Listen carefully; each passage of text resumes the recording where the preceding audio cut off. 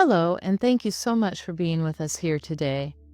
Whether you've been walking with us for a while or you're joining for the very first time, we're truly grateful you're here. I'm Patty, creative executive producer here at WIM Entertainment Studios, and I just want to take a moment to share the heart behind this new series. Everything we create here is rooted in one desire, revealing the heart of the Father.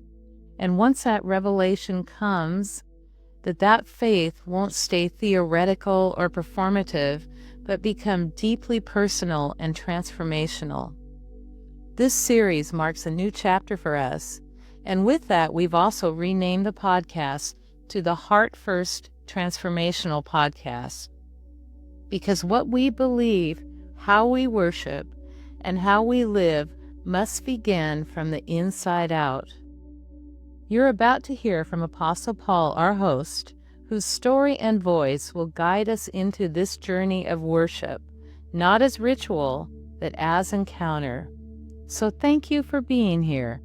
Let's begin.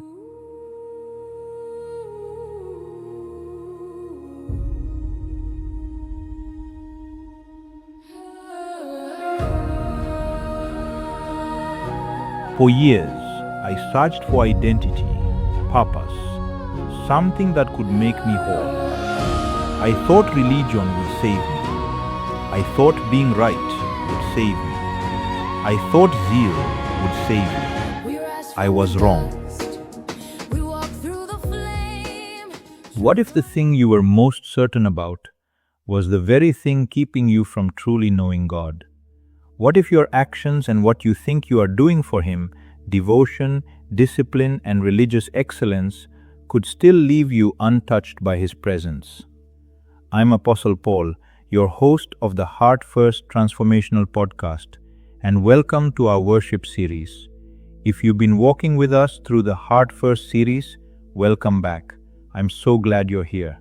And if you're finding us for the very first time, welcome. You are right on time. Wherever you're joining us from, I'm grateful to take this journey with you. Because this series is not about adding something new to your life, it's about awakening something deeper. Before we go further, let me tell you what this journey is and what it is not. This is not a correction for those who already walk deeply with God, and it is not a rebuke for those still searching.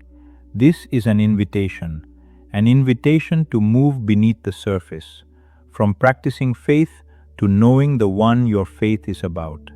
And as a result of knowing Him, you will be able to worship Him in spirit and truth, just as Jesus said.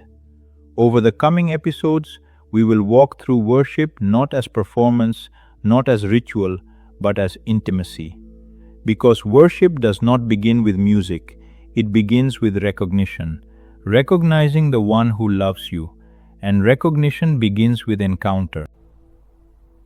Let's pause. I want to take a minute and really take that in.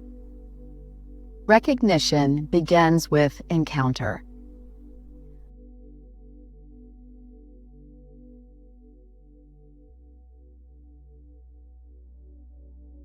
I was trained in religion, educated, respected, certain. If anyone understood obedience, I did. If anyone knew scripture, I did. If anyone believed they were serving God faithfully, it was me. I thought I knew Him, but I did not know Him.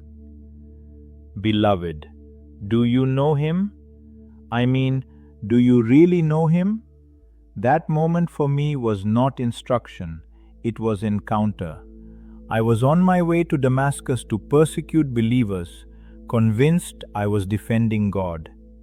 And suddenly, a light, so powerful it blinded my eyes, a voice, booming, undeniable, beyond explanation, calling out to me, Saul.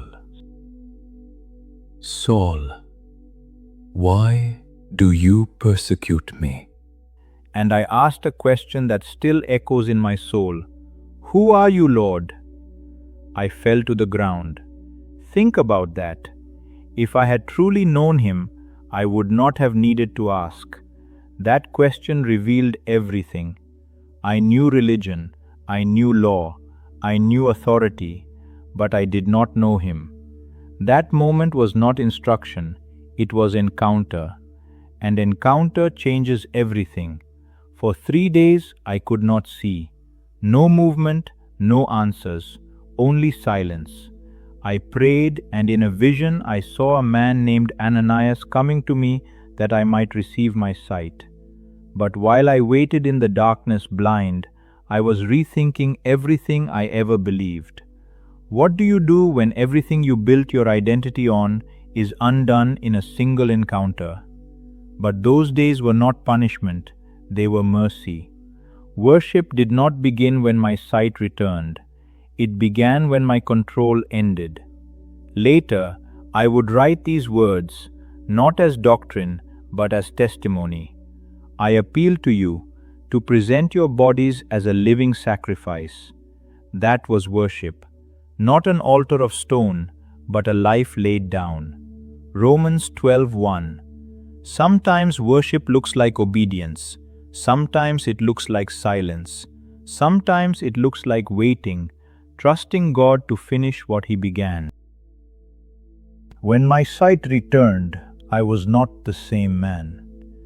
Beloved, I tell you, from that moment on, everything became worship.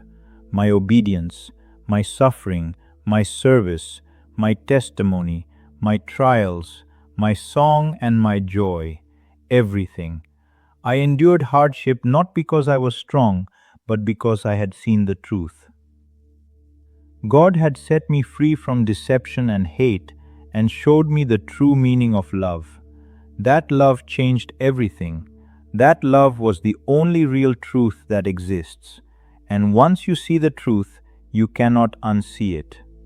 That is worship, my friend, and that is what I desire for you.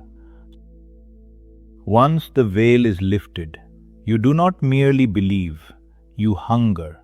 You desire to remain with God, not out of duty, but because His presence has become life itself. You long to know Him, not as a concept, but as one who now orders your thoughts, your affections, your very breath. And suddenly you begin to perceive Him everywhere, in the order of times and seasons, in the way creation submits to design, in the wisdom given to the smallest of creatures, ants storing provision, bees laboring with purpose, all obeying a law written not on stone but into their being. Creation itself preaches for those willing to listen. Its beauty declares His intelligence. Its variety reveals His imagination.